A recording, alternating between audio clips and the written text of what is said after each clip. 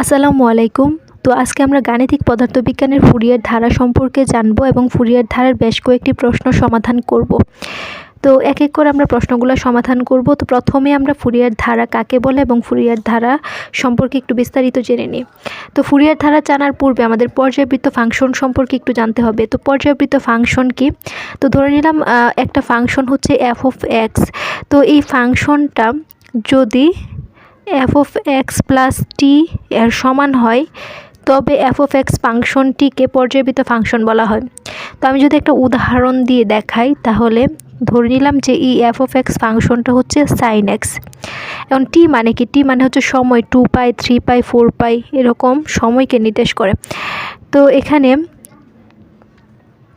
ধরে নিলাম যে টি এর মানটা হচ্ছে 2π, তাহলে f of x plus 2π is equal to কী হবে? এই এক্স এখানে সাইন এক্স, তো এখানে এক্সের পরিবর্তে যদি এক্স প্লাস 2π হয় তাহলে এখানেও এক্সের পরিবর্তে এক্স প্লাস 2π দিতে হবে। তো সাইন এক্স প্লাস 2π, তো এটাকে আমি একটু 2πটাকে সামনে নিয়ে আসলে 2π প্লাস এক্স। এখন এটা আমরা এই সাইডে লিখি, তো কী পেলাম? F of x plus 2π is equal to sine 2π plus x. Quadrant ঘোরাতে হবে। সাইন এই 2πকে আমরা কীভাবে লিখতে পারি? π/2 × 4 প্লাস এক্স, একই তো হলো, 2 কাটা গেলে 2π থাকবে। এখন কোয়াড্রেন্ট যদি ঘোরায়, আমরা জানি যে ত্রিকোণমিতি 4টা কোয়াড্রেন্ট আছে। এটা হচ্ছে first quadrant, second quadrant, third quadrant, fourth quadrant. এখানে all positive, sine cos tan cot সবাই পজিটিভ। এখানে হচ্ছে সাইন এবং কোসেক পজিটিভ। এই ঘরটা হচ্ছে কট এবং ট্যানের পজিটিভ, আর এই ঘরটা হচ্ছে কজ এবং সেক পজিটিভ। এখন এখানে π/2 মানে 90 ডিগ্রি, যদি আমরা 90 ডিগ্রি ঘোরাই এবং পরে আছে প্লাস পজিটিভ, এই ঘরের সাইন কি পজিটিভ না নেগেটিভ? অবশ্যই পজিটিভ, সাইনের ঘর তো পজিটিভ। π/2 পরিমাণ ঘোরাবো এবং π/2 এর সাথে যে সহগটা থাকবে সেটা যদি বিজোড় মান হয় তখন সাইন কস হয়ে যায়, কস সাইন হয়ে যায়, ট্যান থাকলে কট হয়ে যায়, কট থাকলে ট্যান হয়ে যায়, অথবা কস থাকলে স্যাক হয়ে যায়, স্যাক থাকলে কস হয়ে যায়। কিন্তু এই π/2 এর সাথে যদি জোড় মান থাকে তাহলে এই মানটা পরিবর্তন হয় না। তো সাইনই থেকে গেল, আর সাথে আছে এক্স সাইন এক্স। তো এফ অফ এক্স প্লাস 2π এর মানটা কত আসছে? এফ অফ এক্স প্লাস 2π এর মানটাও আসছে সাইন এক্স। তাহলে আমরা বলতে পারি এফ অফ এক্স প্লাস 2π সমান, যদি এভাবে সমান হয় তখন এই ফাংশনটাকে বলা হবে হচ্ছে পর্যায়বৃত্ত ফাংশন। তাহলে এই সাইন এক্স ফাংশনটা হচ্ছে পর্যায়বৃত্ত ফাংশন। তো আমরা ফুরিয়ার ধারার সংজ্ঞাটা যদি দেখি, তো যদি এফ অফ এক্স পর্যায়বৃত্ত ফাংশন হয়, তো মাত্রই দেখলাম পর্যায়বৃত্ত ফাংশন মূলত কি, এবং -π থেকে π, তো এই যে এখানে কমা দেওয়া আছে, তো আমরা এটাকে বলতে পারি যে -π থেকে π ব্যবধিতে সংজ্ঞায়িত হয় এবং f of x plus 2π equal to f of x হয়। তো এখানে আমরা 2π থাকতে পারে, 3π থাকতে পারে, এরকম অসংখ্য মান থাকতে পারে। তো এটা আমাদের সিদ্ধান্তটা মানতে হবে যে f of x plus 2π equal to f of x হতে হবে। তবে ত্রিকোণমিতিক ধারাটা হবে এরকম: a0 divided by 2 plus summation of n is equal to 1 থেকে infinity an cos nx plus summation of n is equal to 1 থেকে ইনফিনিটি bn সাইন nx কে এফ অফ এক্স ফাংশনের ফুরিয়ার ধারা বলা হবে।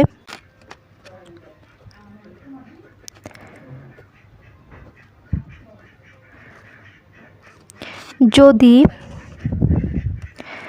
a0 an bn নিম্নের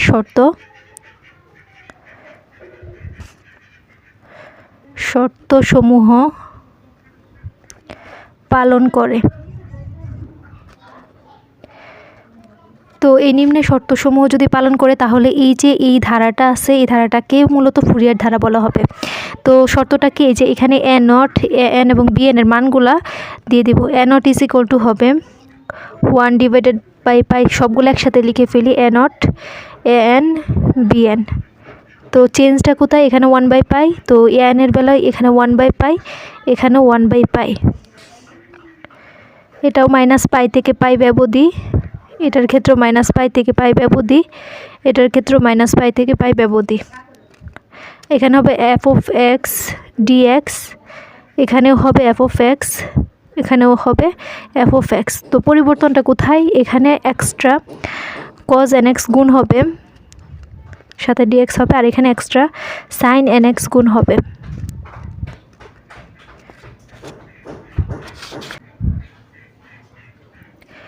তো a0 an bn এই সূত্রটা বা এই শর্তসমূহ যদি পালন করে তাহলে a0/2 plus summation of n = 1 infinity n cos nx plus n = 1 থেকে ইনফিনিটি bn sin nx কে কী বলা হবে? ফুরিয়ার সিরিজ বা ফুরিয়ার ধারা বলা হবে। তো এখন আমরা একটা প্রশ্ন সমাধান করব যে f(x) = x² ফাংশনটিকে -π থেকে π ব্যবধিতে ফুরিয়ার ধারায় বিস্তৃত করো।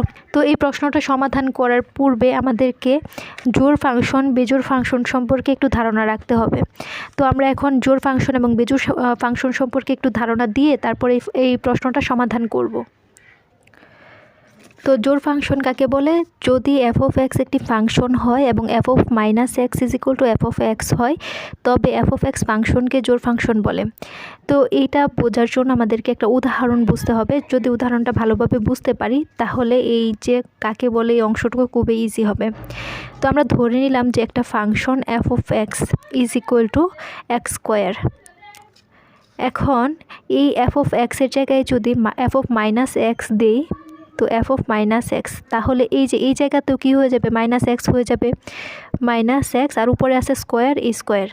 তো এখানে -x² দেওয়ার কারণে উপরে যদি জোড় থাকে, অর্থাৎ স্কোয়ার থাকে, 4 থাকে, 6 থাকে, জোড় মান থাকে, তখন এই নেগেটিভটা কী হয়ে যায়? পজিটিভ হয়ে যায়। আর যদি বিজোড় মান থাকে তখন নেগেটিভটা থাকে। কিন্তু যেহেতু এখানে জোড় মান আছে, তো এই এক্সের উপরে স্কোয়ারটার সাথে এই মাইনাসটা থাকবে না, তো আমাদের আনসারটা হবে x²। তো x² মূলত কার মান? এই f(x) এর মান। তো এখানে আমরা x² এর পরিবর্তে f(x) লিখতে পারি। তো এখানে খেয়াল করলে দেখব f(x) সমান হচ্ছে f(-x). যদি এরকম ফাংশন হয় যে f(x) = f(x), তবে f(x) এই ফাংশনটাকে কি বলা হবে? জোড় ফাংশন বলা হবে। আমি আরেকটা উদাহরণ এখানে দিতে পারি যে f(x) =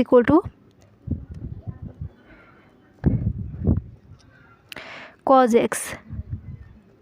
তাহলে f(-x) = কী হবে? cos, এই x এর জায়গায় মাইনাস হয়ে যাবে, -x। আমরা জানি যে cos -θ = শুধু cos θ।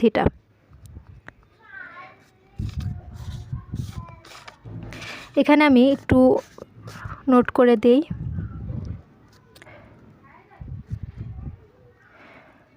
sin -θ =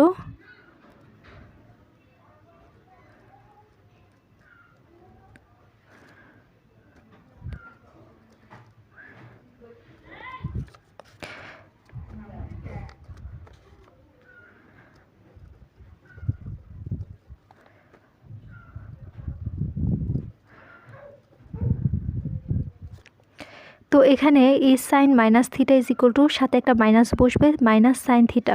tan -θ = -tan θ। আবার cot -θ = -cot θ। শুধুমাত্র cos -θ এবং sec -θ এর ক্ষেত্রে হবে cos -θ শুধু cos θ, পজিটিভ cos θ, এবং sec -θ = পজিটিভ sec θ। তো এই অংশটুকু আমরা অবশ্যই মনে রাখবো। তো এখানে cos -x = কী হবে? শুধু cos x। এই শুধু cos x মূলত কি? এই f(x) না? তো এটাকে লিখতে পারি f(x). এই f(x) সমান f(-x) সমান হয়ে গেছে। তার মানে এই ফাংশনটা, এই যে cos x ফাংশনটা, এটা একটা জোড় ফাংশন। তো এখানে কি লিখতে পারি? যেহেতু f(-x) = f(x), সুতরাং f(x) = x² ফাংশনটি একটি জোড় ফাংশন।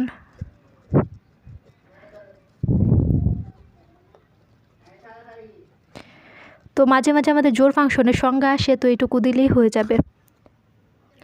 তো কয়েকটা জোড় ফাংশন আমি এখানে দেখায় দিই নোট আকারে।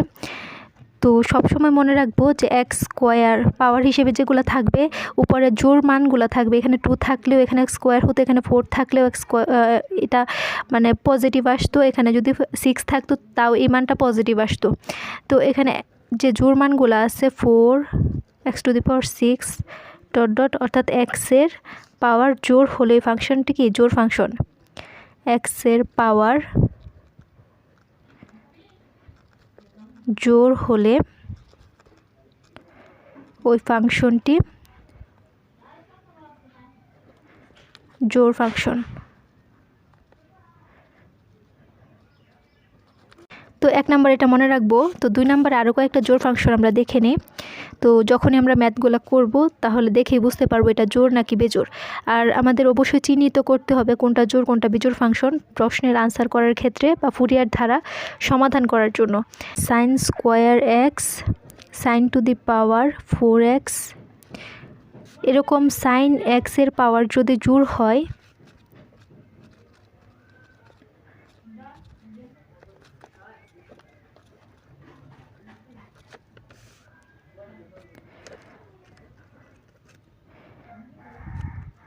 তবে ওই ফাংশনটি কি হবে জোড় ফাংশন।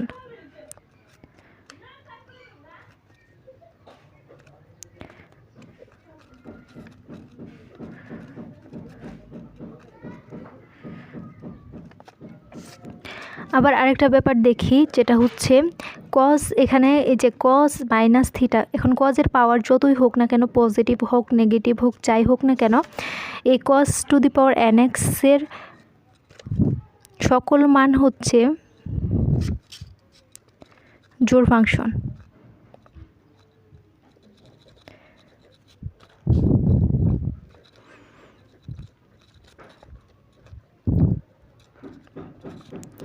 অর্থাৎ এরকম যদি থাকে cos x cos square x cos two the power nx, মানে n এর মান 1 2 3 যাই হোক না কেন, এটা হবে কি জোড় ফাংশন।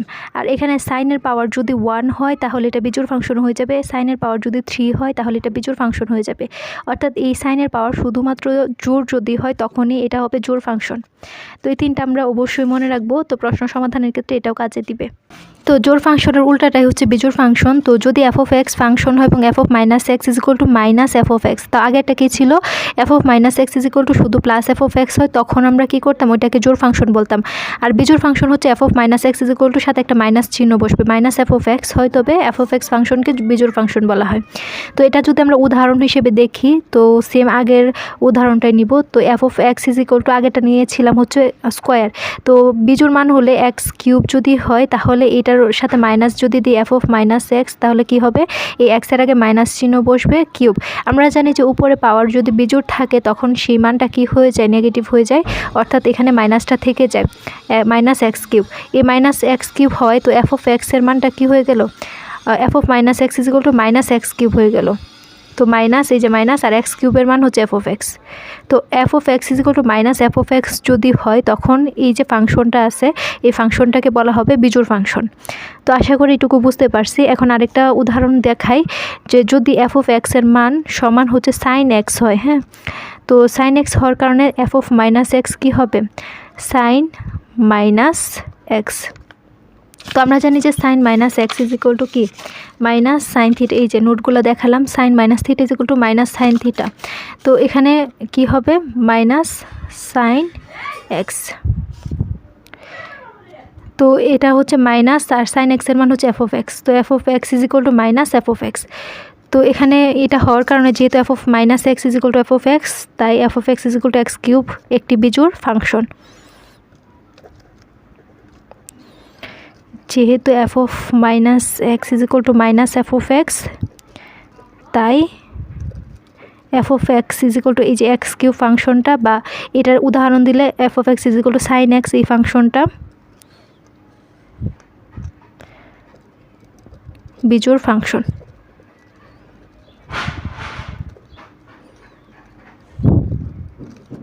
বিজোড় ফাংশন দেখে কিভাবে চিনব, তো এক্স এর বিজোড় পাওয়ার থাকলে আমরা ধরে নিব এটা হচ্ছে বিজোড় ফাংশন। এক্স এর বিজোড় পাওয়ার বিজোড় ফাংশন হয়। তো বিজোড় পাওয়ারগুলো হচ্ছে x, x cube, x to the power 5, x to the power 7, এরকম হচ্ছে যত বিজোড় পাওয়ারগুলো আছে সবগুলো হচ্ছে বিজোড় ফাংশন। এবং সাইন এক্সের বিজোড় পাওয়ারগুলো হচ্ছে বিজোড় ফাংশন। তো আগেরটার ক্ষেত্রে আমরা দেখছিলাম যে সাইনের জোড় পাওয়ারগুলো হবে জোড় ফাংশন আর বিজোড় পাওয়ারগুলো হবে বিজোড় ফাংশন। তো সাইন এক্সের বিজোড় পাওয়ার সর্বদা বিজোড় ফাংশন।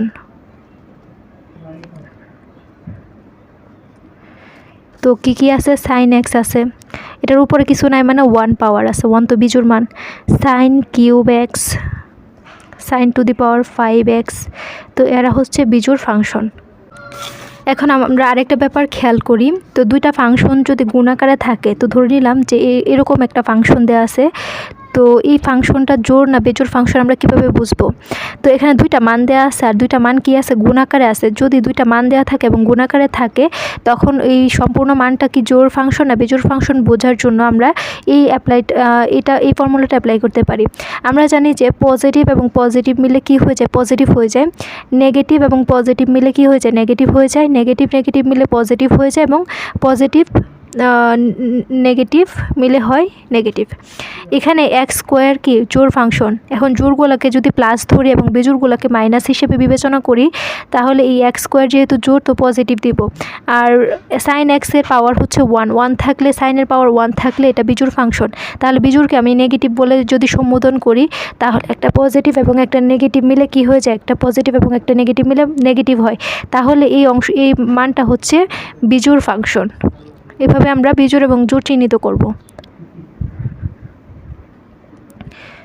তো আমি আরেকটা উদাহরণ দিতে পারি, যেটা হচ্ছে এক্স স্কোয়ার কজ এক্স। যদি এরকম থাকে, এটা তো জোড় ফাংশন, তো জোড় ফাংশনকে আমরা পজিটিভ হিসেবে বিবেচনা করি। আর কজ এক্সের পাওয়ার 1, 2, 3 যাই হোক না কেন, সেটা হচ্ছে জোড় ফাংশন। এবং জোড় জোড় মিলে কি হয়ে যাবে, জোড় জোড় মিলে জোড় ফাংশন হয়ে যাবে, জোড় ফাংশন।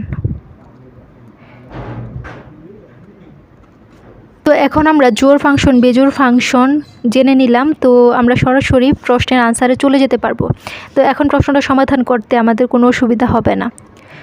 তো এই প্রশ্নটা সমাধান করার জন্য যেমন আমাদের জোড় ফাংশন বেজোড় ফাংশন চিনতে হবে, ঠিক সেমভাবে আমাদের আরেকটা ব্যাপার খেয়াল রাখতে হবে। তো এই সূত্রটা আমাদের মনে রাখতে হবে যে ইন্টিগ্রেশন অফ -a থেকে +a ব্যবধির মধ্যে যদি একটা ফাংশন থাকে, এখানে কিন্তু হয় -a থেকে a থাকতে পারে, -π থেকে π থাকতে পারে, অথবা -2 থেকে 2 থাকতে পারে। তো এরকম যদি সেম মান থাকে, একটা পজিটিভ এবং আরেকটা নেগেটিভ, তো হায়ার যে টার্মটা থাকবে সেটা পজিটিভ এবং লোয়ার টার্মটা হবে নেগেটিভ। তো এরকম থাকলে তখন আমরা এটাকে ইন্টিগ্রেশন করলে দুইটা মান পাবো। একটা হচ্ছে 0 এবং আরেকটা হচ্ছে 2 ইন্টু ইন্টিগ্রেশন অফ এখানে -a থেকে a পর্যন্ত, আর এখানে হচ্ছে 0 থেকে a পর্যন্ত f অফ x যে ফাংশনটা আছে সেই ফাংশনটা dx। তো এটা কখন হবে এবং এটা কখন হবে, যদি ফাংশনটা বিজোড় ফাংশন হয় তখন এই টার্ম এভাবে থাকলে সরাসরি আমরা 0 লিখে দিতে পারবো। তো বিজোড় ফাংশন হলে, আর যদি টার্মটা জোড় ফাংশন হয়, তো এখানে যে ফাংশনটা থাকবে সেটা জোড় ফাংশন হয়, তখন কি হবে, তখন এই সূত্রটা আমরা অ্যাপ্লাই করব, জোড় ফাংশন হলে।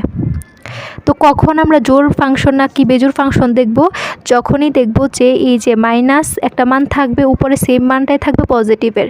তো এইভাবে থাকলে তো এই সীমাটা দেখলে আমরা জোড় এবং বেজোড় চিহ্নিত করব।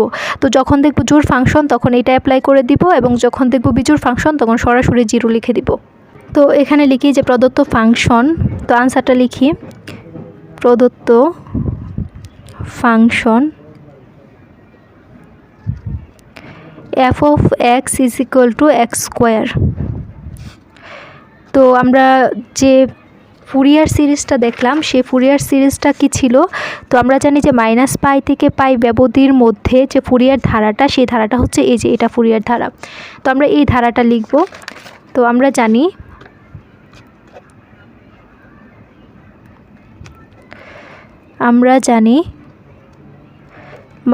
-π থেকে π ব্যবধিতে ফুরিয়ার ধারাটি হলো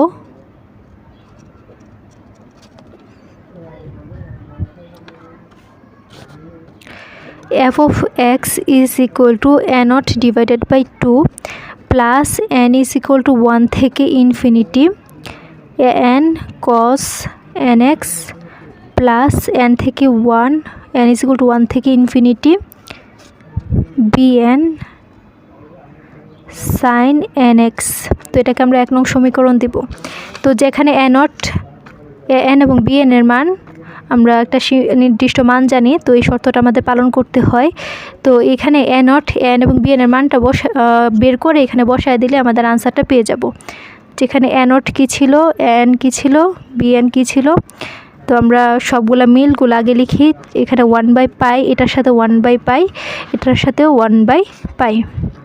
এখানে -π থেকে π ব্যবধিতে, এখানেও -π থেকে π ব্যবধিতে, এখানেও -π থেকে π ব্যবধিতে। এখানে হচ্ছে f of x, এটার মধ্যেও f of x, এটার মধ্যেও f of x, এটার dx, আর এটার সাথে একটা কি অ্যাড হবে, cos nx অ্যাড হবে, cos nx dx, আর এটার সাথে কি অ্যাড হবে, sin nx dx। তো এটাকে 2 নং সমীকরণ দিব। 3 নং সমীকরণ, এটা হচ্ছে 4 নং সমীকরণ। তো এখন আমরা 2 নং সমীকরণ হতে a0 এর মানটা বের করব। তো 2 নং সমীকরণ হতে পাই, 2 নং সমীকরণ হতে পাই a0 is equal to 1 divided by π, -π থেকে π ব্যবধিতে f of x dx। তো 1 divided π, -π থেকে π ব্যবধিতে f of x এর মান কত, x স্কোয়ার। এই যে f of x এর মানটা দেওয়া আছে হচ্ছে x স্কোয়ার,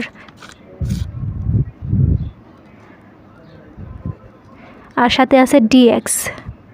তো এখানে আমরা কি লক্ষ্য করব, এটা জোড় ফাংশন নাকি বেজোড় ফাংশন? কারণ হচ্ছে কি, আমি এই যে শুরুতে বলে দিছি যে কখন আমরা জোড় না বেজোড় দেখব, যখন হচ্ছে -π থেকে π বা যে মানটা থাকবে সেম মানটাই উপরে থাকবে এবং নিচের মানটা হচ্ছে নেগেটিভ থাকবে এবং উপরের যে সীমাটা সেটা পজিটিভ থাকবে। তো এখানে তো আমাদের সেম কাজটাই হয়েছে, যে নিচে নেগেটিভ মান এবং সেম এটাও পাই এটাও পাই, উপরেরটা পজিটিভ। তো এখানে আমরা কি লক্ষ্য করব, যে জোড় ফাংশন আছে নাকি বেজোড় ফাংশন আছে f of x টা। তো এখানে খেয়াল করলে দেখব এই ফাংশনটা হচ্ছে কি জোড় ফাংশন। আমরা জানি যে x এর উপরে জোড় মান থাকলে সেটা হচ্ছে জোড় ফাংশন।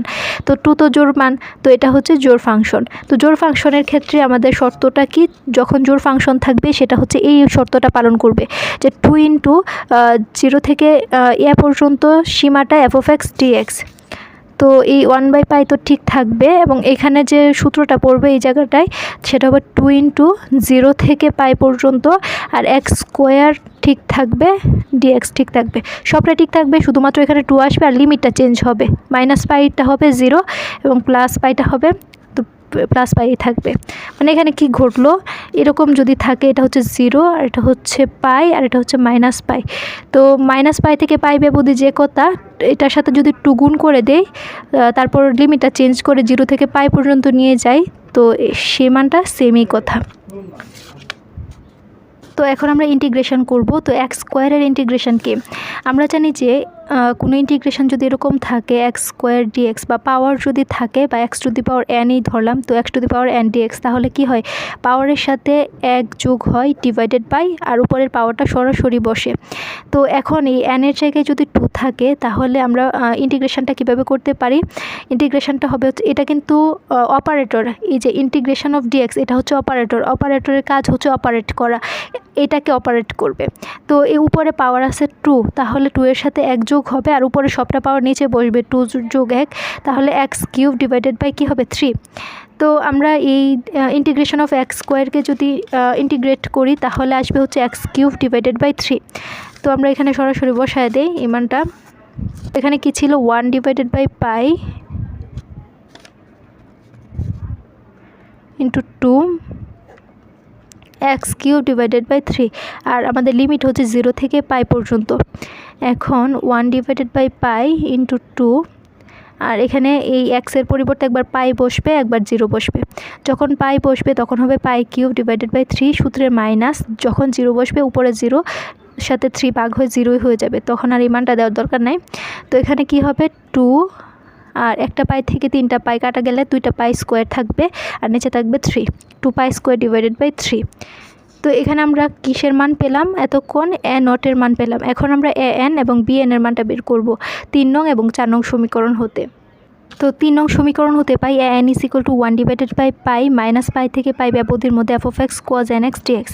তো এখানে আমরা এফ অফ এক্সের মানটা যদি বসায় দিই তাহলে 1 divided by pi minus pi থেকে পাই এফ অফ এক্সের মান হচ্ছে x square cos n x dx. তো এখানে লক্ষ্য করলে দেখবো এটা জোড় ফাংশন নাকি বেজোড় ফাংশন। যখনই এই যে মাইনাস পাই থেকে পাই এরকম সেম মান থাকবে, নিচে নেগেটিভ এবং উপরে পজিটিভ থাকবে, তখনই আমরা জোড় ফাংশন নাকি বেজোড় ফাংশন এটা লক্ষ্য করব। তো অবশ্যই এটা কি একটা জোড় ফাংশন, কারণ হচ্ছে কজের উপরে যতই পাওয়ার থাকুক না কেন সেটা জোড় হয়, এবং এক্সের উপরে যেহেতু জোড় মান আছে, পাওয়ারটা জোড়, সেহেতু এটাও জোড়। তো জোড় মিলে তো জোড় ফাংশনই এতক্ষণ আমরা দেখলাম। তো এই সম্পূর্ণ মানটা যেহেতু একটা জোড় ফাংশন, তো সেহেতু আমরা এই সূত্রটা অ্যাপ্লাই করব। 2 × 0 থেকে পাই পর্যন্ত, যেহেতু এখানে পাই আছে তো এর পরিবর্তে পাই হবে। তো 1 ডিভাইডেড বাই পাই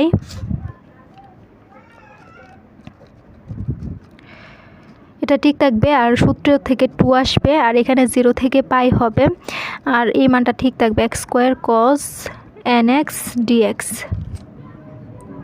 তো এখানে এই 2টা 1-এর সাথে গুণ হয়ে কি হয়ে যাবে 2 বাই পাই। এখন একটা ব্যাপার খেয়াল করি, এখানে 0 থেকে পাই পর্যন্ত এই অংশটুকুকে আমাদের ইন্টিগ্রেশন করতে হবে। এটাকে দেখলে বোঝা যায় এই অংশটুকুকে যদি ইউ ধরি, কারণ এটা হচ্ছে এক্সের ফাংশন বা এফ অফ এক্সের একটা ফাংশন, এটাও একটা এক্সের উপর নির্ভরশীল একটা ফাংশন। তো দুইটাই যেহেতু এক্সের উপর নির্ভরশীল একটা ফাংশন, তো এটাকে ইউ ধরতে হবে, এটাকে ভি ধরতে হবে। এই সম্পূর্ণটাকে ভি ধরলে, এটাকে ইউ ধরলে ইউ এবং ভি গুণাকারে আছে, মানে ইউভির একটা সূত্র অ্যাপ্লাই করতে হবে। তো ইন্টিগ্রেশনের ক্ষেত্রে যে ইউভি সূত্রটা বা ফর্মুলাটা রয়েছে সেটা একটু আগে দেখে নেই, তারপর এখানে আমরা বসাই, তাহলে আমাদের বুঝতে সুবিধা হবে। তো এখানে আমরা ইউভি সূত্রটা অ্যাপ্লাই করব। তো ইউভি দুজনেই হচ্ছে এক্সের উপর নির্ভরশীল একটা ফাংশন। তো এরকম যদি থাকে এবং সেটাকে যদি আমাদের ইন্টিগ্রেশন করতে হয়, তো সূত্রটা হচ্ছে এরকম যে ইউকে স্থির রাখবো, মানে ইউ এর কোনো পরিবর্তন করব না, এবং ভিকে আমরা ইন্টিগ্রেশন করব ভি ডিএক্স। তারপরে আমাদের সূত্রের একটা মাইনাস নিয়ে আসতে হবে, এবং এই যে ইউটাকে স্থির রাখছিলাম সেই ইউটাকে কি করতে হবে ডিফারেন্সিয়েট করতে হবে। মনে রাখবো এটাকে ইন্টিগ্রেশন করতেছে, যে এরকম থাকলে এটা ইন্টিগ্রেশন, আর ডিফারেন্সিয়েট মানে ডিডিএক্স করতে হবে, যেহেতু এক্স দুইটা এক্সের উপর নির্ভরশীল। তো এই যে ডিএক্স কাকে করব, ইউকে করব, যারা স্থির রাখছিলাম ইউ তারে করব। আবার বলি, প্রথমে হচ্ছে ইউকে স্থির রাখবো এবং ভিকে ইন্টিগ্রেশন করব, এই যে ইন্টিগ্রেশন ভিডিএক্স। পরে আমরা সূত্র থেকে একটা মাইনাস নিয়ে আসব এবং ইউকে ডিফারেন্সিয়েট করব এবং ভিকে ইন্টিগ্রেশন করব, এবং সম্পূর্ণ মানটা ব্র্যাকেট দিয়ে ক্লোজ করে দিব, এবং সম্পূর্ণ যে আনসারটা পাবো সেটাকে আবার ইন্টিগ্রেশন করব। এবং এটাকে যদি আমরা ব্র্যাকেট দিয়ে প্রথমে থার্ড ব্র্যাকেট দিয়ে ক্লোজ করে দিব। তো এটাকে যদি একটা উদাহরণ দিয়ে বোঝাই তাহলে আমাদের বুঝতে আরও বেশি সুবিধা হবে।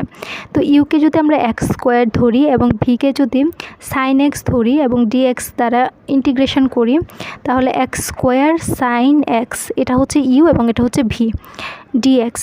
তাহলে আমাদের সূত্রের মধ্যে যদি মান বসাই তাহলে কি হবে, এখানে ইউ এর পরিবর্তে এক্স স্কোয়ার বসবে, ইন্টিগ্রেশন ভি এর পরিবর্তে সাইন এক্স বসবে, সাথে ডিএক্স, এই যে dx minus ddx of u এর মান কত এক্স স্কোয়ার, পরে হচ্ছে ইন্টিগ্রেশন ভি এর মান কত, ভি এর মান হচ্ছে সাইন এক্স ডিএক্স, পরে হচ্ছে ডিএক্স ব্র্যাকেট ক্লোজ। তো এখানে আমরা এখন মানটা বসাবো এক্স স্কোয়ার, সাইন এক্সের ইন্টিগ্রেশন কি, সাইন এক্সের ইন্টিগ্রেশন হচ্ছে মাইনাস কজ এক্স। একটা ব্যাপার খেয়াল করি, এরকম যদি থাকে সাইন এক্স, এটার উত্তর হচ্ছে মাইনাস কস এক্স, আর এক্সের সাথে যে সহগটা থাকবে সেটা হচ্ছে একটা কনস্ট্যান্ট মান থাকবে, এটা নিচে বসবে। এখন এখানে যদি দেখি লক্ষ্য করি তাহলে এখানে শুধু সাইন এক্স আছে, মানে এক্সের সাথে যে সহগটা আছে সেটা কিছু নাই, মানে 1 আছে, তার মানে কস 1x, অন্ত দেওয়ার লাগে না, নিচে 1 নিচে দেওয়া লাগে না। তো এখানে সাইন এক্সের পরিবর্তে কি হবে মাইনাস কজ এক্স, তো মাইনাস কজ এক্স, পরে সূত্রের মাইনাস তারপর ইন্টিগ্রেশন, এটাকে যদি আমরা ডিফারেন্সিয়েট করি তাহলে পাওয়ারটা সামনে চলে আসবে এবং পাওয়ারের সাথে 1 বিয়োগ হবে। তাহলে এক্স স্কোয়ার পাওয়ারটা যদি সামনে চলে আসে 2, আর এক্সের 2 - 1 মানে 1 তো উপরে দেওয়া লাগে না, শুধু 2x। পরে সাইন এক্সের সেমভাবে সাইন এক্সের যে ফর্মুলাটা সেটা হচ্ছে মাইনাস কজ এক্স। তারপর সম্পূর্ণ মানটাকে আবার কি ইন্টিগ্রেশন। এখন এখানে তো কোনো ইন্টিগ্রেশনের নাই, তো এই মাইনাসটা সামনে চলে আসলে minus x square cos x minus, তো এখানে 2x আর এখানে আছে মাইনাস কজ এক্স। 2 এর তো কোনো কাজ নাই, 2 এখানে বাইরে রাখলাম, এখানে x, তো এই মাইনাসে মাইনাসে প্লাস হয়ে যাবে, আর এখানে থাকবে এক্স কজ এক্স ডিএক্স। তো এটার তো কোনো কাজ নাই, minus x square cos x answer বের হয়ে গেছে, plus 2।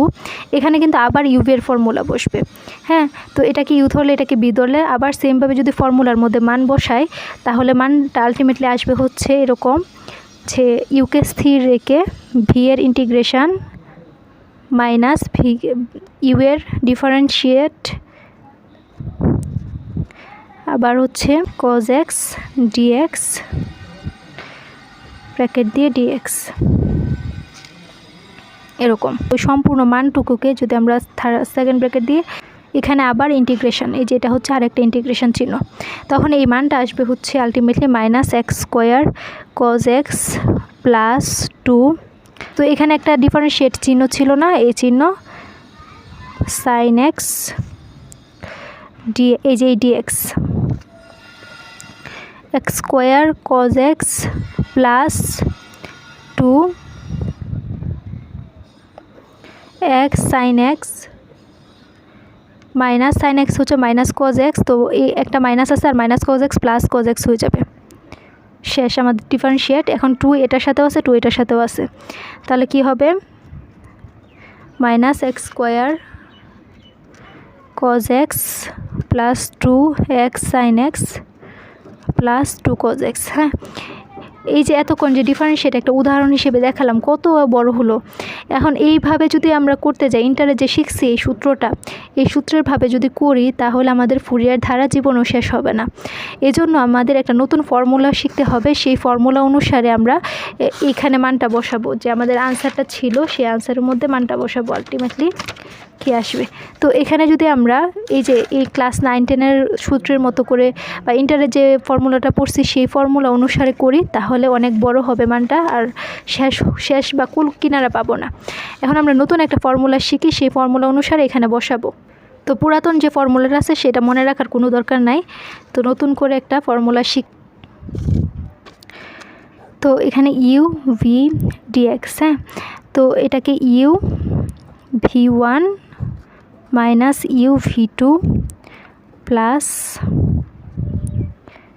You double prime v3 minus u triple prime v4, যতক্ষণ পর্যন্ত 0 না হয় ততক্ষণ চলবে। তো এখানে আমরা কি করলাম, এই যে ইউকে যখন আমরা একবার প্রাইম দিব তো এই প্রাইম দ্বারা বোঝাবে হচ্ছে এটাকে একবার ডিফারেন্সিয়েট করলাম, যখন ইউ ডাবল প্রাইম দিব তখন এই ইউ প্রাইমকে ডিফারেন্সিয়েট করার পর যে আনসারটা আসবে সেটাকে আবার ডিফারেন্সিয়েট। ইউ ট্রিপল প্রাইম মানে হচ্ছে এটাকে ডিফারেন্সিয়েট করে যে আনসারটা পেলাম সেটাকে আবার ডিফারেন্সিয়েট।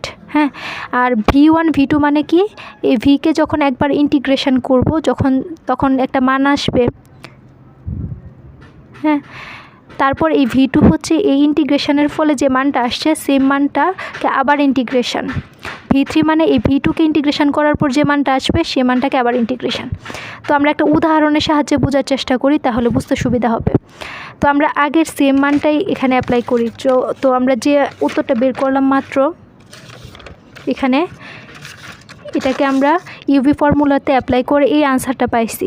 তো সেম এটাকে যদি আমরা নতুন ফর্মুলায় অ্যাপ্লাই করি তখন দেখবো এই সেম মানটাই আসতেছে, কিন্তু 2 লাইনে শেষ হয়ে যাবে। তো x square sine x, x square sine x, u বলতে এক্স স্কোয়ার, ভি বলতে সাইন এক্স। তো ইউকে স্থির রাখবো মানে এক্স স্কোয়ার ঠিক থাকবে, এখানে তো প্রাইম নাই। তো v1 মানে কি, এই ভিকে একবার ইন্টিগ্রেশন, তো সাইন এক্সকে একবার ইন্টিগ্রেশন করলে মাইনাস কজ এক্স আসে, এই যে সূত্রের মাইনাস, এখানে একবার মাইনাস হবে একবার প্লাস হবে, একবার মাইনাস হবে একবার প্লাস হবে, তো মাইনাস। তো এখানে ইউ প্রাইম মানে কি? ইউ প্রাইম মানে হচ্ছে এই ইউটাকে একবার ডিফারেন্সিয়েট করা। এক্স স্কোয়ারকে যদি একবার ডিফারেন্সিয়েট করি তাহলে কি হবে?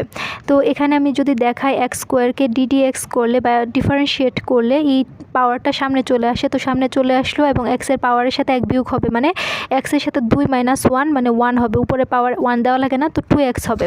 তো এই যে এখানে 2x, তো এই v2 বলতে কি বোঝায়? v2 বলতে বোঝায় যে আগের মানটা আমরা v1 পাইছি না, v1-এর যে আনসারটা পাইছি সেই আনসারের সাথে আবার কি করব? ইন্টিগ্রেশন করব। তো আনসারটা কি পাইছি? মাইনাস কজ এক্স পাইছি। তো এই মাইনাস কজ এক্স, তো মাইনাসটা ঠিক রাখলাম, কজ এক্সের ইন্টিগ্রেশন হচ্ছে সাইন এক্স, তো এখানে আমরা সাইন এক্স দিলাম। তারপর হচ্ছে প্লাস, তো এই যে এখানে প্লাস দিলাম। তো ইউ ডাবল প্রাইম মানে হচ্ছে আগের যে আনসারটা পাইছি, ইউ প্রাইমের যে আনসারটা পাইছি, ইউ প্রাইমের আনসার কত পাইছি? 2x পাইছি। তো এটাকে আবার ডিফারেন্সিয়েট করতে হবে। তো 2xকে যদি ডিফারেন্সিয়েট করি তাহলে কি ঘটবে? তো ddx অফ 2x, তো ডিফারেন্সিয়েট করার পাওয়ারের সাথে এক বিয়োগ করতে হয়। তো এখানে এক্সের সাপেক্ষে এক্সকে করলে 1 হয় এবং 2 সাথে আছে শুধু 2 হবে। তো এখানে 2 দিলাম। v3 মানে কি? v3 মানে হচ্ছে v2 এর যে আনসারটা পাইছি সেই আনসারটাকে আবার ইন্টিগ্রেশন করতে হবে। তো সাইন এক্সের ইন্টিগ্রেশন কি? এই যে এ মাইনাস সাইন এক্সের ইন্টিগ্রেশন হচ্ছে মাইনাস কজ এক্স। তো এখানে একটা মাইনাস আসছে, তো সূত্রের আরেকটা মাইনাস আসবে, মাইনাসে মাইনাসে প্লাস হয়ে যাবে, থাকবে হচ্ছে কজ এক্স। তারপর হচ্ছে এই যে মাইনাস এখন ইউ ট্রিপল প্রাইম, সরি এখানে ট্রিপল প্রাইম হচ্ছে ডাবল প্রাইমের ডিফারেন্সিয়েট। তো ডাবল প্রাইমের আনসারটা হচ্ছে 2, একে আবার যদি ডিফারেন্সিয়েট করি তাহলে আমরা জানি যে ডিডি এক্স অফ কোনো কনস্ট্যান্ট মানকে ডিফারেন্সিয়েট করলে তো সেটা 0 হয়ে যায়। তো এই 2কে যদি ডিফারেন্সিয়েট করি তাহলে 0 হয়ে যাবে। 0 হয়ে যাওয়ার কারণে এই v4 যদি একটা আনসার বের করি 0-এর সাথে গুণ হয়ে সেটাও 0 হয়ে যাবে। তো আমরা কতক্ষণ পর্যন্ত যাব? যতক্ষণ পর্যন্ত 0 না হয়। তো এখানে আমরা 0 পাইছি, তো আর যাওয়ার দরকার নাই। তো এখানে আমরা মানটা লিখতে পারি এক্স স্কোয়ার, এই যে মাইনাসটা সামনে চলে আসলো, এই এক্স স্কোয়ার কজ এক্স থাকলো, আর এখানে থাকবে হচ্ছে মাইনাসে মাইনাসে plus 2x sine x plus 2 cos x. তো এই যে এই আনসারটা আমরা 2 লাইনে করে ফেললাম। এই আনসারটা আমরা আগের যে ফর্মুলাটা অ্যাপ্লাই করছিলাম সেখানে আমাদের কয়টা লাইন ছিল? অসংখ্য লাইন। সেম আনসারে এই যে minus x square cos x plus 2x sine x plus 2 cos x, same answer আমরা এই ফর্মুলা অ্যাপ্লাই করে 2 লাইনে করে ফেলতে পারতেছি। তো এখন আমরা বলবো যে এই যে ফর্মুলাটা যখনই আমরা ইউভি সূত্র দেখব তখন এই ফর্মুলা অ্যাপ্লাই করে আমরা আনসারটা বের করব ফুরিয়ার ধারার জন্য বা যে কোনো মানের জন্য ইউভির ফর্মুলা ইন্টিগ্রেশন হিসেবে যদি আমরা করি তাহলে এই ফর্মুলাটা অ্যাপ্লাই করে খুব সহজে এক লাইনে আনসারটা বের করে ফেলতে পারবো। তো এখন আমরা আমাদের প্রশ্নের আনসারে চলে যাই। তো এখানে 2/π ছিল এবং এখানে ইউবি এর ফর্মুলা অ্যাপ্লাই করব। তো ইউবি এর ফর্মুলা যদি অ্যাপ্লাই করি, সরাসরি অ্যাপ্লাই করে ফেলি ব্র্যাকেটের ভিতরে। তো ex² cos nx, এটাকে ইউ ধরলে এটাকে ভি ধরলে কি ঘটবে? প্রথমে আমরা ইউকে স্থির রাখবো এবং ভিকে একবার ইন্টিগ্রেশন করব। তো ইউকে যদি স্থির রাখি এবং ভিকে ইন্টিগ্রেশন করি, cos nx এর ফর্মুলাটা কি? এই যে মাত্র আমি দেখাইছিলাম যে cos nx is equal to sine nx divided by n। এই যে এখানে যে nটা থাকবে সেটা ভাগ হয়ে যাবে। তো এখানে আমরা যদি ইন্টিগ্রেশন করি সেই মানটা আসবে হচ্ছে sine nx divided by n। তো তারপরের কাজ কি? তারপরের কাজ হচ্ছে এই যে সূত্রের মাইনাস একটা ব্যবহার করব, এই মাইনাসটা এখন আমরা ইউ প্রাইম করব। ইউ প্রাইম মানে হচ্ছে ইউ যাকে ধরছি সেটাকে ডিফারেন্সিয়েট করতে হবে। ইউ কাকে ধরছি? এক্স স্কোয়ার হচ্ছে ইউকে যদি ডিফারেন্সিয়েট করি DD x of x square মানে কি? DD x of x square হচ্ছে 2x, 2টার সামনে চলে আসবে, 2 এর সাথে এক বিয়োগ হবে, তো এখানে 2x হবে। তো এক্স স্কোয়ারের ডিফারেন্সিয়েট হচ্ছে 2x এবং v2 করতে হবে। তো এই v2 মানে কি? v1-এর যে আনসারটা পাইছি সেটাকে আবার ইন্টিগ্রেশন করতে হবে। তো v1-এর আনসারটা হচ্ছে এই যে sine nx divided by n। তো সাইন nx এই অংশটুকুকে যদি আমরা, এই n এর মান কিন্তু কনস্ট্যান্ট, মানে এটার কোনো পরিবর্তন হবে না, 1/n ঠিকই থাকবে। তো 1/n ঠিক থাকলো এবং এই সাইন nx হচ্ছে মাইনাস কজ nx। তো minus cos nx sine nx is equal to minus cos nx divided by n। তো এখানে minus cos nx divided by n, কিন্তু আগে এই যে এখানে একটা n ছিল না, আগেই তো একটা n ছিল, সাইন nx এর পরিবর্তে minus cos nx divided by n আনছি, কিন্তু এখানে তো আগের থেকেও একটা n ছিল। তো এই n আর আগের n মিলে হয়ে যাবে n স্কোয়ার। আশা করি এটুকু আমরা বুঝতে পারছি। তারপর হচ্ছে প্লাস, এখন হচ্ছে ইউ ট্রিপল প্রাইম, মানে এই 2xকে আবার কি করতে হবে, ডিফারেন্সিয়েট করতে হবে, আর এই অংশটুকুকে ইন্টিগ্রেশন করতে হবে। তো 2xকে যদি ডিফারেন্সিয়েট করি তাহলে 2 আসবে, এক্সের সাপেক্ষে এক্সকে করলে 1 হয়, এবং এই কজ nxকে ডিফারেন্সিয়েট করলে এখানে একটা মাইনাস, এই মাইনাসের কোনো পরিবর্তন হবে না, আর কজ nx এর হচ্ছে plus sine nx divided by n, sine nx divided by n। কিন্তু আগে আরও দুইটা n ছিল, আরেকটা নিয়ে আসছি, তো n কিউব। লিমিটটা বসায় দিব, তো এটা লিমিট কি, লিমিট হচ্ছে 0 থেকে পাই পর্যন্ত, 0 থেকে পাই পর্যন্ত। এখন আমাদের কাজ হচ্ছে এই লিমিটটা এটার ভিতরে বসানো। তো এখানে 2 ডিভাইডেড বাই পাই, তো প্রথমে আমরা পাই বসাবো। তো এখানে যদি পাই বসাই তো কয়েকটা সূত্র আমরা জেনে নিই, ত্রিকোণমিতি সূত্র, তারপর আনসারটা করলে বেশি ভালো হবে। তো ত্রিকোণমিতি সূত্র, তো এই সূত্রগুলো আমরা মনে রাখবো, প্রতিটা ফুরিয়ার সিরিজের ক্ষেত্রে এই সূত্রগুলো কাজে লাগবে। তো সাইন n পাই, সাইন n পাই এর মান হচ্ছে 0, n এর মান হচ্ছে 1 2 3 যাই হোক না কেন, সাইন n পাই থাকলেই 0 হয়ে যাবে, মানে সাইন 1 পাইও 0, সাইন 2 পাইও 0, সাইন 3 পাইও 0, সাইন n পর্যন্ত যে কোনো মানই হচ্ছে 0। তারপর 2 নাম্বারটা হচ্ছে কজ n পাই, তো কজ n পাই সূত্র হচ্ছে -1 টু দি পাওয়ার n। তো এই দুইটা সূত্র আমাদের এখন কাজে লাগবে। আরও অনেকগুলো সূত্র আছে যেগুলো ত্রিকোণমিতি সূত্র, তো আমি এখানে লিখে দিই, সাইন এ প্লাস বি এর সূত্র হচ্ছে sine A cos B plus cos A sine B. তো সাইন এ মাইনাস বি এর সূত্র হচ্ছে sine A minus B, sine A cos B minus, same সূত্র, এটা প্লাস এটা minus, cos A sine B. এখন sine A plus B plus sine A minus B যদি বের করি তাহলে কি হবে, এই দুটো যদি যোগ করে দিই তাহলেই পেয়ে যাব sign A plus B into sign A minus B plus sine A minus B. তো যদি যোগ করে এই দুইটা কাটা যাবে আর এই দুইটা থাকবে, তো 2 সাইন এ কস বি, মানে একটা সাইন এ কস বি আর একটা সাইন এ কস বি মিলে 2 সাইন এ কস বি। তো এখন আমরা এই দুইটা ফর্মুলা অ্যাপ্লাই করে এখন আনসারটা বের করে ফেলি। তো এখানে আমরা প্রথমে পায়ের মানটা বসাবো এক্সের জায়গায়, তো pi square sine n pi divided by n minus 2, এক্সের জায়গায় পাই বসাবো। তো এটা মাইনাসে মাইনাসে প্লাস হয়ে যায়, তো আমরা সরাসরি এখানে প্লাস দিয়ে দিই, তাহলে 2 pi cos n pi divided by n square, তো প্লাসে মাইনাসে minus 2 sine n pi divided by n cube. তো এটা হচ্ছে হায়ার লিমিট বসালাম, এখন আমরা লোয়ার লিমিট বসাবো। লোয়ার লিমিট যদি বসাই তাহলে কি হবে, এখানে 0 বসালে 0-র সাথে যাই গুণ আকারে থাকুক না কেন সবটা 0 হয়ে যাবে।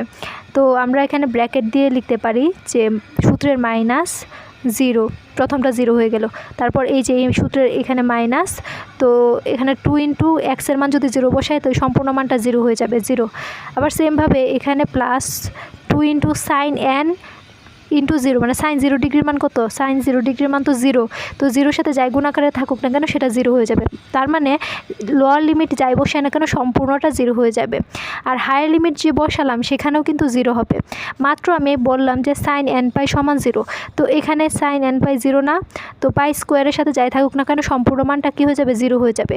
তো এখানে আমরা 2 pi cos n pi divided by n স্কোয়ারটা থাকবে, তো 2 বাই পাই এখানে থাকবে হচ্ছে 2 পাই কস, এখানে আমরা মানটা বসায় দিই, কজ n পাইয়ের মান কত, কজ n পাইয়ের মান হচ্ছে -1 to the power n, -1 to the power n divided by n square minus. আর এখানে আমরা যদি দেখি যে সাইন n পাই আছে, তো সাইন n পাইয়ের মান তো 0, তো 0, তো 0-র সাথে একটু গুণাকার আছে মানে 0, সম্পূর্ণ মানটা 0 হয়ে গেল। তো এখান থেকে আমরা লিখতে পারি 2 pi into 2 pi -1 to the power n divided by n square, pi pi কাটা থাকবে হচ্ছে 2 2 4 4 -1 to the power n divided by n square. তো আমি সাইডে সূত্রটা লিখে দিই যে কোন সূত্রটা পড়ছে, sine n pi is equal to 0, আর একটা পড়ছে হচ্ছে cos n pi is equal to -1 to the power n। তো এই দুটা মনে রাখবো। তো এতক্ষণ আমরা এ এন এর মান বের করলাম। প্রথমে এ নটের মান বের করছি 2π² ডিভাইডেড বাই 3 এবং এ এন এর মান বের করলাম হচ্ছে 4 × -1 to the power n divided by n²। এখন আমরা বি এন এর মানে চলে যাব। 4 নং সমীকরণ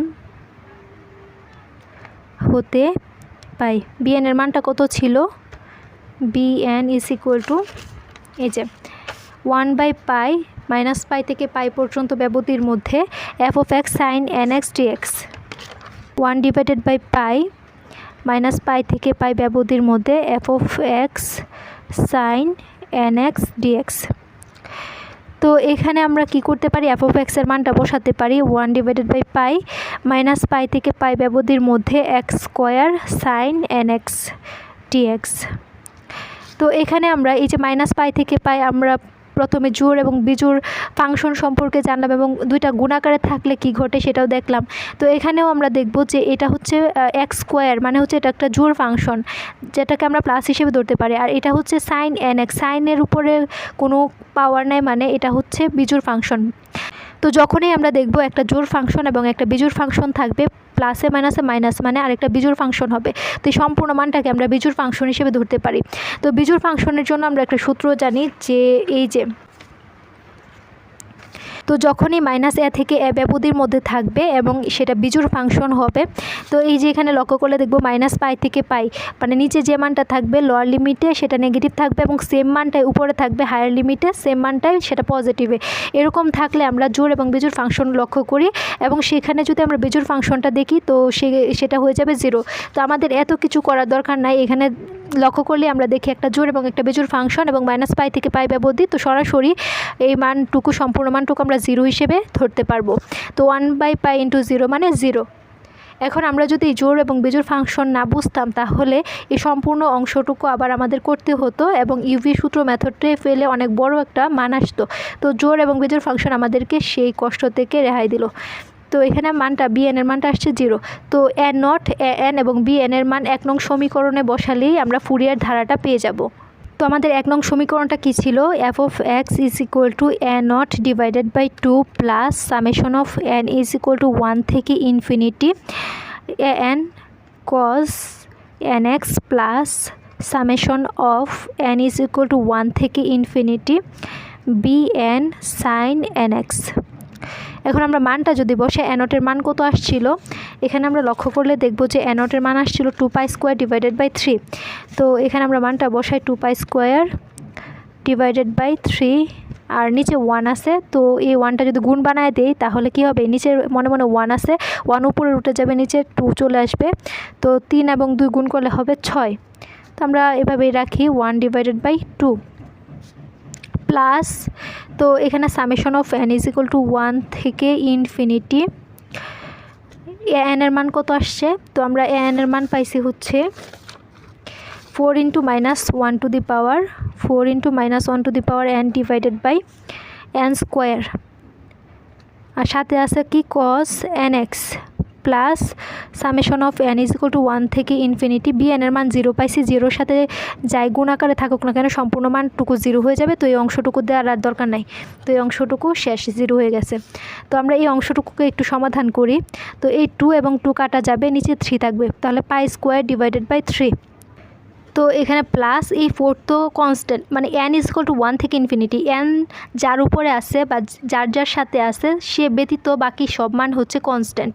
তো এই 4 এর সাথে তো n নাই, 4টাকে আমরা বাইরে বের করে দিতে পারবো, 4 n ইজ ইকুয়াল টু 1 থেকে ইনফিনিটি, তাহলে মানটা আসবে হচ্ছে ultimately -1 to the power n divided by n² cos nx। তো এই অংশ যদি বলে যে ফুরিয়ার ধারা বের করো তাহলে এই অংশটুকুই হচ্ছে আমাদের ফুরিয়ার ধারা, যেটা এই অংশটুকুই হচ্ছে আমাদের ফুরিয়ার ধারা মান। তো অনেক সময় এই সেম প্রশ্নটাকে আরেকটু বড় করে দেখাইতে বলে যে দেখাও যে এটা সমান এটা, তো এই অংশটুকুকে আমরা আরেকটু বৃদ্ধি করে আরেকটা আনসার নিয়ে আসি, তাহলে ওই অংশটুকু যদি চাই তাহলে আমরা সরাসরি এটা করতে পারবো। তো এখানে আমরা ফুরিয়ার যে ধারাটা পাইছি সেটা হচ্ছে এটুকু অংশ। তো অনেক সময় আমাদের যে আনসারটা বলতে বলে যে f of x সমান এই অংশটুকু দেখাও, তো অংশটুকু আমরা বের করে ফেলি। তো এখানে আছে π² ডিভাইডেড বাই 3 প্লাস 4। এখানে আমরা n = 1 থেকে ইনফিনিটি পর্যন্ত মান, তো n এর মান একবার 1 বসাবো, 2 বসাবো, 3 বসাবো, বসালে একটা ধারা পাওয়া যাবে। সেই ধারাটাই এখন আমরা বের করব। তো এখানে আমরা যদি ধারাটা বের করতে যাই তাহলে একটা ব্যাপার খেয়াল রাখতে হবে, -1n এর মান যখন 1 বসাবো পাওয়ার হিসেবে 1, তো 1 হচ্ছে বিজোড় মান, বিজোড় মান থাকলে এই নেগেটিভ মানটা কিন্তু থাকবে, তখন নেগেটিভ মাইনাস হবে। যখনই পাওয়ারটা 2 হয়ে যাবে তখন হচ্ছে জোড় মান থাকলে এই নেগেটিভটা কী হয়ে যাবে, পজিটিভ হয়ে যাবে। আবার সেমভাবে এখানে 3 যদি থাকে তাহলে আবার বিজোড় মান, তখন এই নেগেটিভ চিহ্নটা থাকবে। এখন আমরা প্রথমে 1 বসাবো, যখন 1 বসাবো তখন কি এই পজিটিভটা 1 বসালে মাইনাসটা চলে আসবে, -1, তো -1 পাওয়ার, তো 1 পাওয়ার থাকলে যে কথা, না থাকলে 1-এর উপরে পাওয়ার 1 থাকুক, 2 থাকুক, 100 থাকুক, কোনো ব্যাপার না, 1ই হয়। কিন্তু আমরা এখানে খেয়াল করব শুধু চিহ্নটা পজিটিভ হবে নাকি নেগেটিভ হবে। তো নিচে কি আছে, 1 স্কোয়ার, তো n এর মান 1 বসালে 1 স্কোয়ার হবে, cos 1x তো দেওয়া লাগে না, সরাসরি cos x। তারপর হচ্ছে আমরা এখানে দেব প্লাস, তো পরের লাইনটা কি হবে, পরের লাইনটা হচ্ছে যখন আমরা 2 বসাবো তো এই নেগেটিভটা কি হয়ে যাবে, পজিটিভ হয়ে যাবে। তো এই অংশটুকু এখানে থাকুক। তো এখানে যদি 2 বসে তাহলে এই নেগেটিভ চিহ্ন পজিটিভ হয়ে যাবে, উপরে 1 থাকবে আর নিচে কি থাকবে, এই n এর পরিবর্তে আমরা 2 বসাচ্ছি, তাহলে 2 স্কোয়ার cos 2x। তারপর হচ্ছে আবার 3 যদি বসাই তাহলে 3 বসালে কি এই নেগেটিভ চিহ্নটা নেগেটিভই থাকবে। আমরা পাওয়ার যদি 3 বসাই তাহলে কি বিজোড় মান -1^3 ডিভাইডেড বাই -1ই থাকবে, 1-এর উপরে পাওয়ার 3 থাকুক 4 থাকুক এটা 1ই হয়। তো এখানে আমাদের মাইনাস হবে আর নিচে কি হবে, -1, নিচে হবে হচ্ছে n এর মান 3 বসাচ্ছি তাহলে 3 স্কোয়ার cos, এখানে n এর মান 3 cos 3x, এভাবে যেতে থাকবে ধারাটি। তো এখানে মাইনাস হয়েছে, তো প্রথমে মাইনাস, পরে প্লাস, পরে আবার মাইনাস, তারপরেরটা কী হবে, অবশ্যই প্লাস হবে, এভাবে ডট ডট যাবে। কেন অবশ্যই প্লাস হবে, কারণ হচ্ছে যখন আমরা n এর মান 4 বসাবো তখন এখানে যদি 4 বসাই তো জোড় মান, তো -1^4 মানে +1 হবে, -1^4 = কি +1, কারণ 1-এর উপরে পাওয়ার যতই থাকুক সেটা 1ই হয়, কিন্তু আমরা দেখতেছি হচ্ছে নেগেটিভ আসবে না পজিটিভ আসবে। যখন জোড় মান হবে তখন পজিটিভ হবে, যখন বিজোড় মান হবে তখন নেগেটিভ হবে। আশা করি আমরা এটুকু বুঝতে পারছি। তো এটাই হচ্ছে আমাদের কাঙ্ক্ষিত ধারা। তো এতটুকু চাইলে যে প্রমাণ করো যে f(x) = এত, তখন এতটুকু দিলেই হবে। আবার অনেক সময় আছে যে মাইনাসটা কমন নিয়ে নেয়, তো মাইনাসটা যদি কমন নিই তখন আসবে হচ্ছে π² ডিভাইডেড বাই 3 -4 ইন্টু এই 1-এর নিচে 1 উপরে 1, এটা তো ব্যাপার না, তো এই -1, এই 1টা দেওয়ার দরকার নাই। তো এই মাইনাসটা যেহেতু আমরা কমন নিয়ে নিছি মাইনাসটা প্লাস হয়ে যাবে, cos x, তো এই প্লাসটা মাইনাস হয়ে যাবে, 1 divided by 2 square cos 2x, পরে হচ্ছে এই মাইনাসটা প্লাস হয়ে যাবে, প্লাস যেখানে থাকবে চিহ্নের পরিবর্তন হবে আর কি, মাইনাস যেহেতু কমন নিয়েছি ভিতরে চিহ্নগুলো পরিবর্তন হবে। তো এখানে যেহেতু মাইনাস আছে এটা প্লাস হয়ে যাবে, 1 divided by 3 square cos 3x।